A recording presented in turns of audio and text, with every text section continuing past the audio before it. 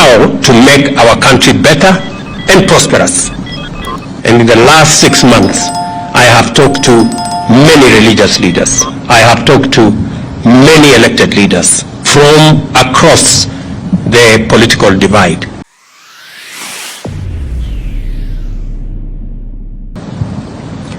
My door still remains open for honest, objective, and sincere deliberations based on the rule of law and the Constitution. On the reconstitution of the future Electoral Commission, the selection panel that currently is in office is a creation of the law that was passed by the two chambers of Parliament in response to a court decision. The court clearly stated that one institution, and in this case, Parliament, cannot dominate the process of establishing an electoral commission at the expense of other institutions that have a role to play in the country's electoral process. However, considering the matters raised by our friends in the opposition, I suggest a bipartisan engagement in Parliament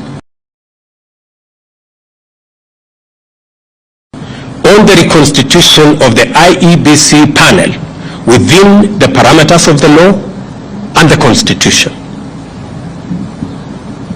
In any case, as a Democrat and guided by the Constitution, I, on the 9th of December 2022, sent a memorandum to the Speakers of the National Assembly and Senate requesting the purposive intervention on implementation of the 2/3 gender rule, entrenchment in the Constitution of the Constituency Development Fund, Senate oversight and national gender affirmative action funds, establishment of the position of the Leader of Opposition, and the improvement of parliamentary oversight of the executive.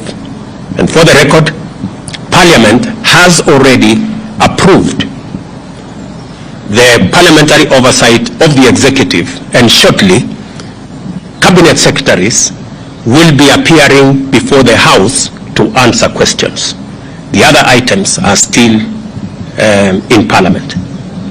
The IEBC selection panel and the future process of recruitment of its commissioners could as well be part of a conversation leading to constitutionally and legally binding proposals through a bipartisan parliamentary process.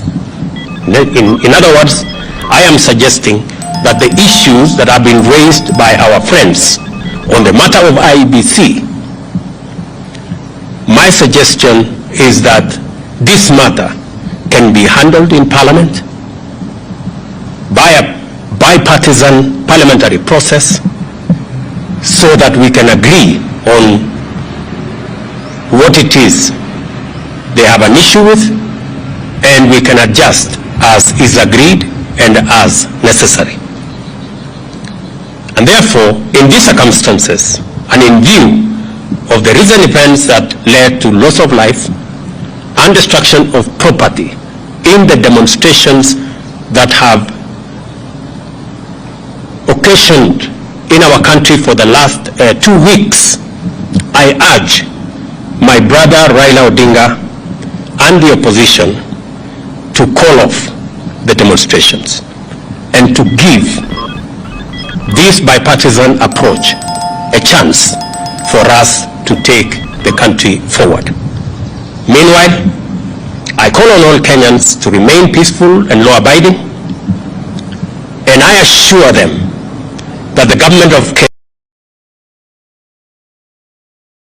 Kenya will continue with its sacred duty of protecting their lives and their property, including their businesses.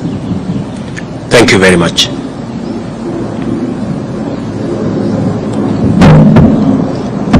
I can take 1 or 2 questions. Jina langu ni Joel Chacha kutoka runinga ya K24. Baadhi ya matakwa ya Azimio vile vile ni kuhusiana na gharama ya juu ya maisha. Je, Wakenya watarajie kupungua kwa bei ya bidhaa muhimu kufikia lini? tuko na mpango kamili ambayo tunashughulikia gharama ya maisha. Kwa mara ya kwanza